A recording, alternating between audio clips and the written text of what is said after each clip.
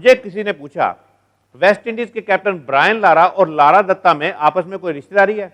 मैंने कहा, भी रिश्तेदारी तो नहीं है, लेकिन आपस में कुछ सिमिलैरिटीज जरूर हैं। जैसे ब्रायन लारा कभी कभी रन बनाते हैं, ज्यादातर फ्लॉप रहते हैं।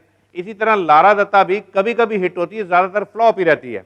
लेकिन दोनों मिलकर अगर कोई पॉप एल्बम निकालें तो वो जरूर हिट हो जाएगी, क्योंकि हर एल्बम के पीछे इस तरह के कुछ काले लोग डांस कर रहे होते हैं। पिछले दिनों मशहूर पॉप सिंगर मीका ने राखी सावंत को जबरदस्ती किस कर लिया और राखी सावंत ने एफआईआर लिखवा दी। मशहूर पॉप सिंगर मीका का कहना है कि मैंने कोई जबरदस्ती नहीं की, लेकिन राखी कहती है कि इसने जबरदस्ती की है। इस पर मशहूर पॉप सिंगर मीका कहते हैं, अरे अरे अरे भट्टी साहब, ये क्या मशहूर लगा रखी है? ये मीका मशहूर कब से हो गया? मीका पहले मशहूर नहीं था, लेकिन अब किस करने के बाद तो मशहूर हो ही गया ना।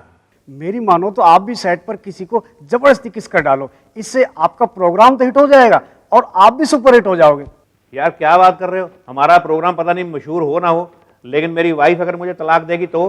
भट्टी साहब, आपने चश्मा तो बड़ा अच्छा पहन रखा है, लेकिन ये टैग थोड़ा जम नहीं रहा है। 275 रुपये बड़ा चीप लगता है।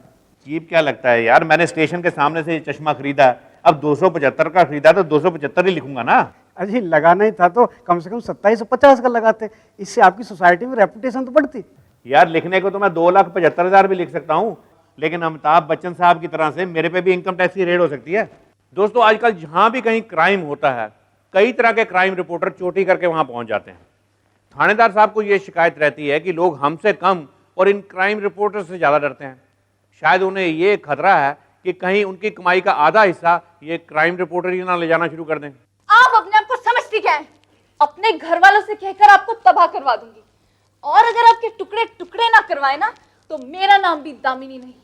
और तू कौन होती है मेरे टुकड़े कराने वाली? तू हमारे खानदान को नहीं जानती। इसके पिताजी पुलिस में एसएसपी हैं, और तेरी फैमिली को भी मैंने अगर ना को चने ना चबा दिया ना तो मेरा नाम भी धन्नो नहीं है। माँ बस कर, ज्यादा मत बोल। तू चुप कर, जोरों का गुलाम। माँ ज्यादा मत बोल, चुप कर जा। कल ही इसके भाई ने चांद चैनल में क्राइम रिपोर्टर की नौकरी ज्वाइन की है। चांद चैनल में? हाय मेरी चांद सी बहू। भागने का शिक्षा से बड़ा गहरा संबंध है। इंटेलिजेंट स्टूडेंट्स भाग भाग कर स्कूल पहुंचते हैं और नालायक स्कूल से भागकर फिल्म देखने चले जाते हैं।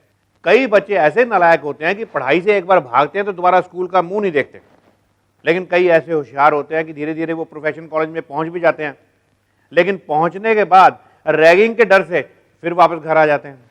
बच्चों के माँ बाप रैगिंग का कई बार विरोध कर चुके हैं, लेकिन मेरे हिसाब से जिस तरह बच्चों को फिजिक्स केमिस्ट्री की ट्यूशन रखवा के देते हैं, उसी तरह रैगिंग सहारने की भी ट्यूशन रखवा के देनी चाहिए। इससे कई तरह के नज़ारे देखने को मिलेंगे। कई सरकारी और गैर सरकारी संस्थाएं रैगिंग के कोर्स शुरू कर देंगी और रैगिंग की एडमिशन के इश्तिहार कुछ इस तरह के होंगे। हल्की फुल्की रैगिंग से परिचय सिर्फ 300 रुपए में। मेडिकल कॉलेज और इंजीनियरिंग कॉलेज का रैगिंग कोर्स सिर्फ 600 रुपए में। अगर आपका बच्चा रैगिंग से डरता है तो उसे आर्मी इंस्टीट्यूट ऑफ रैगिंग में डालकर उसका डर भगाइए। बाद में पता चले बच्चा रैगिंग इंस्टीट्यूट में तो टॉप कर गया, लेकिन मेन एंट्रेंस में फेल हो गया।